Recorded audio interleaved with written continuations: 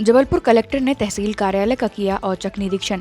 जबलपुर जिला कलेक्टर दीपक कुमार सक्सेना ने तहसील कार्यालय रांझी का औचक निरीक्षण किया। राजस्व प्रकरणों के निराकरण की स्थिति का अवलोकन करते हुए तहसील स्तरीय समस्याओं को जानकर उनके निराकरण कर व्यवस्था सुधारने के निर्देश दिए। निरीक्षण के दौरान अनुपस्थित 6 कर्मचारियों के आधा दिन का वेतन काटने का भी निर्देश दिया। आज रांझी तहसील में आकस्मिक निरीक्षण किया था। सुबह जब मैं वहाँ पहुँचा था तो काफ़ी सारे कर्मचारी वहाँ अनुपस्थित थे। तो जो अनुपस्थित कर्मचारी थे उनके वेतन काटने के निर्देश दिए हैं। फिर वहाँ पर जो रिकॉर्ड की जांच की तो रिकॉर्ड भी बहुत प्रॉपर तरीके से उसका रखरखाव ठीक नहीं था। तो जो कंसर्निंग रीडर हैं उनके खिलाफ जो है कारण बताओ सूचना पत्र जारी करने के निर्देश दिए। मोटे तौर पर मुझे लगा कि तहसीलदार साहब को जो चुनाव के समय व्यस्त रहे होंगे तो उनको ज़्यादा समय वहाँ रहने की आवश्यकता है व्यवस्थाओं को सुधारने के लिए। तो मैंने उनको निर्देशित किया है कि थोड़ा सा व्यवस्था को सुधारें। इसके अलावा रांझी तहसील का जो भवन बन रहा है उस भवन की प्रोग्रेस के बारे में भी मैं निरीक्षण करने गया था। हमारी कोशिश ये है कि 15 जून के आसपास वो भवन जो है चालू हो जाए। अधिवक्ता संघ चुनाव के लिए नामांकन प्रक्रिया शुरू।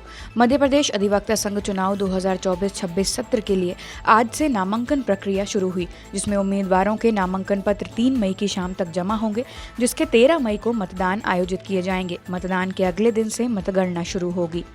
ये मध्य प्रदेश उच्च न्यायालय अधिवक्ता संघ के 2024-2026 के चुनाव की प्रक्रिया आज प्रारंभ की गई है। आज से नामिनेशन पत्रों का जमा होना प्रारंभ कर दिया गया है। अभी तक लगभग 25 प्रत्याशियों ने अपने अपने नामांकन पत्र ले लिए हैं।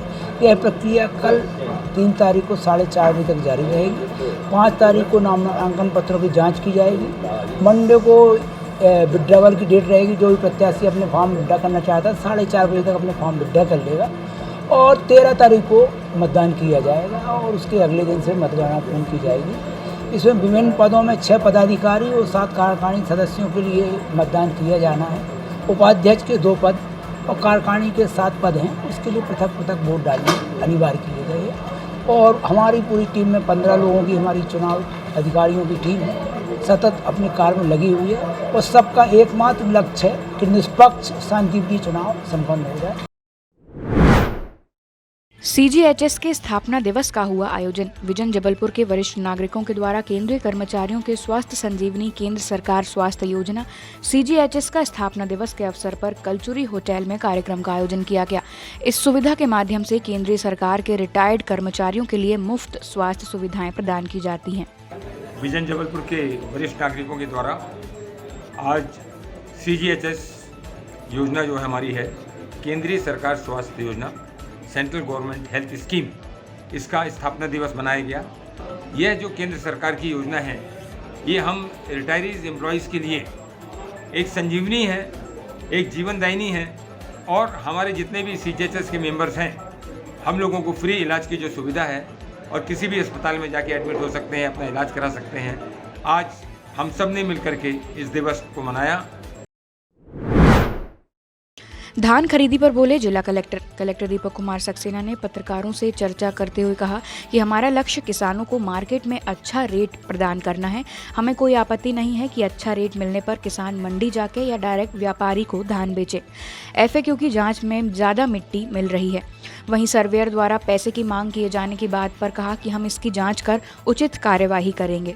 देखिए, यदि किसानों को अच्छा रेट मिल रहा है और यदि मंडी में जाके बेचते हैं तो हमें कोई आपत्ति नहीं है। हमारे जो पहली प्राथमिकता हमारी ये है कि किसान को मार्केट में अच्छा रेट मिले। यदि मार्केट में उनको अच्छा रेट मिल रहा है और मार्केट जाके बेच रहे हैं वो मंडी में या व्यापारियों को, तो इससे अच्छी बात कुछ हो नहीं सकती। देखिए, वो मिट्टी कहीं से भी आए, चाहे आपने हार्वेस्टर से काटा हो उसकी वजह से आए या आपने मिलाई हो उसकी वजह से आए, मिट्टी की जो फॉरेन मैटर है उस फॉरेन मैटर की एक लिमिट है। उस लिमिट से यदि ज़्यादा आएगा तो नॉन एफएक्यू कहलाएगा।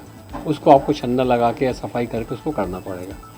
आप सही कह रहे हैं कि कुछ किसानों का ये हुआ है कि भाई उन्होंने जो फसल काटी तो खेत में से मिट्टी आ गई और मिट्टी का दाना और गेहूं का दाना लगभग बराबर है।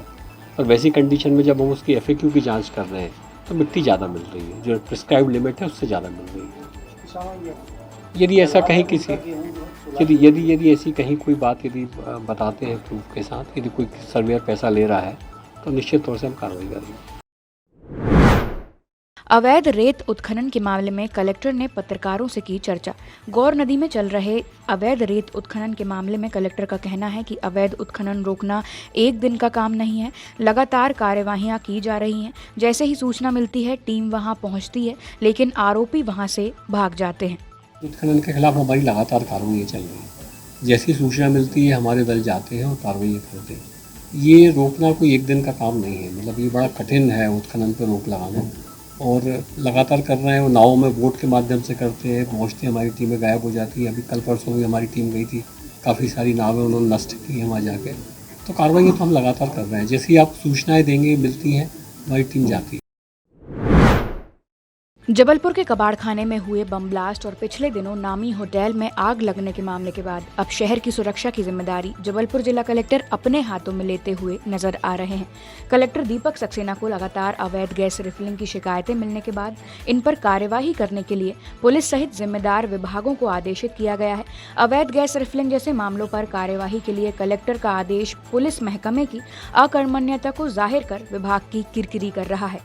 देखिए, बहुत छोटी छोटी जगह पे जो है रिफिलिंग का काम हो रहा है, और लोगों को ये आइडिया ही नहीं है कि वो एक छोटे से सिलेंडर में रिफिलिंग का काम कितना घातक हो सकता है। एक सिलेंडर का काम भी बहुत घातक हो सकता है।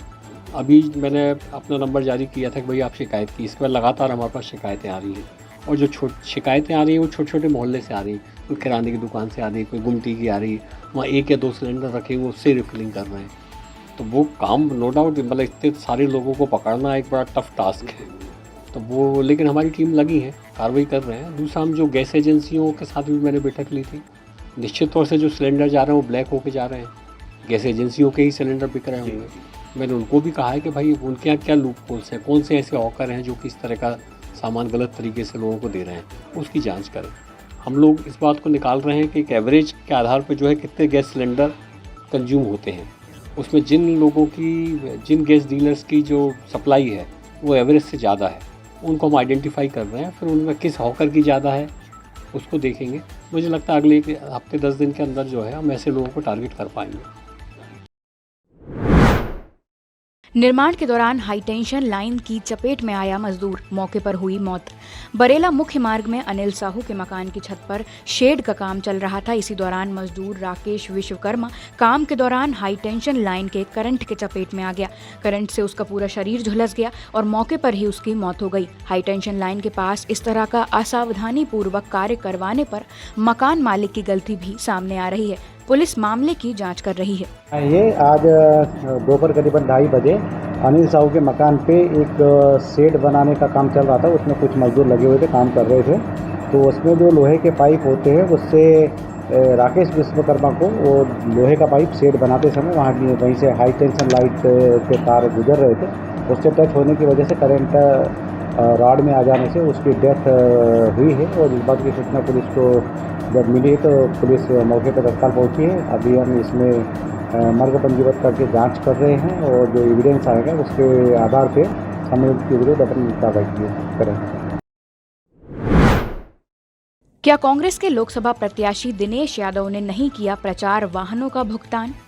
श्री लक्ष्मी एड एजेंसी के संचालक सुनील जैन ने सोशल मीडिया पर एक वीडियो जारी करते हुए यह आरोप लगाए हैं कि कांग्रेस प्रत्याशी दिनेश यादव ने उनके प्रचार में लगे वाहनों का भुगतान नहीं किया और अब उन्हें डरा धमका रहे हैं। जो कि मैंने अभी लोकसभा चुनाव में कांग्रेस प्रत्याशी दिनेश यादव जी का चुनाव प्रचार का कार्य किया हुआ था, जिससे मैंने इनको 2 डीजे वाहन, एक एलईडी वैन, फिर एक और एलईडी वैन, फिर 3 एल शेप और 15 ई रिक्शे जो कि मैंने इनको दिए हुए थे, जिसका मुझे भुगतान नहीं किया जा रहा है। और मैं इनसे पैसे की डिमांड करता हूं तो ये मुझे जान से मारने की धमकी देते हैं, जिसमें हर्षित यादव जी, ऋषि केसरवानी जी, शुभम अवस्थी, रंबल विश्वकर्मा, इन लोग के द्वारा मेरे को 6 तारीख को कांग्रेस कार्यालय में बुलाकर मेरे साथ मारपीट की गई।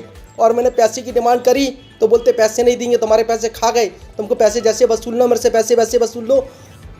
आप बताओ मित्रों, मैं क्या करूं? आप लोग की राय।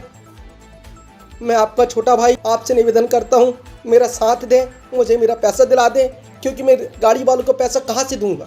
वहीं इस मामले में दिनेश यादव का कहना है कि एजेंसी संचालक को पूर्व में एडवांस दिया गया और बाद में हिसाब किताब के लिए बुलाया भी गया। उसके नहीं आने की वजह से उसके द्वारा लगाए गए गाड़ी चालक और अन्य लड़कों ने जब सीधे उनसे संपर्क किया तो उनके बेटे हर्षित ने उनका भुगतान कर दिया। एजेंसी संचालक इस बात से व्यथित होकर ऐसी हरकतें कर रहा है।